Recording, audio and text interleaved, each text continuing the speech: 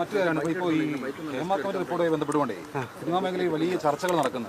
അപ്പോൾ അതിനകത്ത് അങ്ങയുടെ പ്രതികരണം എന്താണ്?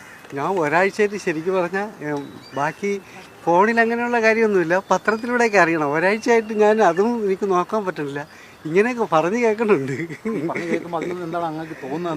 ഇത് എല്ലാ കാലത്തും ഇങ്ങനെയൊക്കെ നടന്നുകൊണ്ടിരിക്കും. ഇടയ്ക്കിടയ്ക്ക് ഒരു എരിയും പുളിയൊക്കെ വേണ്ടേ, അതിനു വേണ്ടിയാ. അല്ലാതെ അതുകൊണ്ട് വേറൊന്നും ഇൻഡസ്ട്രിക്കോ അങ്ങനെ ആർക്കും ദോഷമൊന്നും വരില്ല, നല്ലതാ. ഈ എരിവും പുളിയൊക്കെ വേണമെന്ന് പറയുമ്പോൾ ഈ ചലച്ചിത്രമേഖല സ്ത്രീകൾ വലിയധികം ചൂഷണത്തിന് വിധേയമാകുന്നുണ്ട് എന്നുള്ളതാണ് ആ റിപ്പോർട്ടിലേക്ക് കണ്ടെത്തുന്നത്.